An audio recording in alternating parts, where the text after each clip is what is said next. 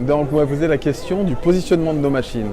Donc les machines Roland DigiShape sont positionnées comme des systèmes déjà complètement ouverts, c'est-à-dire que c'est des systèmes qui vont aller s'interfacer derrière n'importe quel type de FAO. Via un import STL, on va ensuite intégrer les fichiers qui sont issus de scanner ou de CAO sur notre système d'usinage et aller calculer les parcours d'outils pour aller piloter nos machines qui sont soit en 4 axes ou en 5 axes.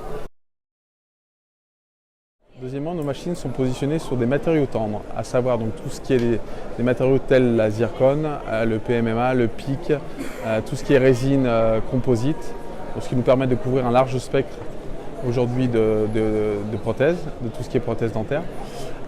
Deuxièmement, au niveau du positionnement, c'est des produits qui sont donc fabriqués au Japon, donc qui sont très fiables à l'utilisation, qui sont aussi très faciles, puisque ce n'est pas conçu comme des machines d'usinage, mais plus comme des périphériques informatiques.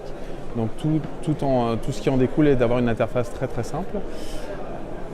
Troisièmement, c'est des machines qui se rentabilisent facilement puisque les budgets sont vraiment très contenus et ce qui permet d'avoir une rentabilité très rapide de la machine justement au niveau de tout ce qui est usinage, surtout sur la zircone. C'est une machine qui est en 5 axes, qui va être spécialisée pour tout ce qui est encore une fois l'usinage de matériaux tendres et surtout la zircone. Donc ça, c'est une machine qui a un chargeur de disque 6 positions. Donc là, il n'y a pas de disque qui est chargé, mais si on se déplace sur la gauche, on va venir voir qu'il y a 6 positions possibles. Donc on peut gérer différents types de matériaux, différentes épaisseurs.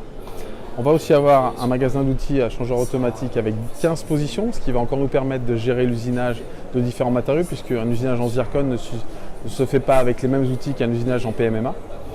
Et troisième petite chose aussi, on a la possibilité sur cette machine d'usiner tout ce qui est les plots unitaires, donc que ce soit de l'énamique, enfin tout ce qui va s'usiner à sec. Voilà au niveau de cette nouvelle machine.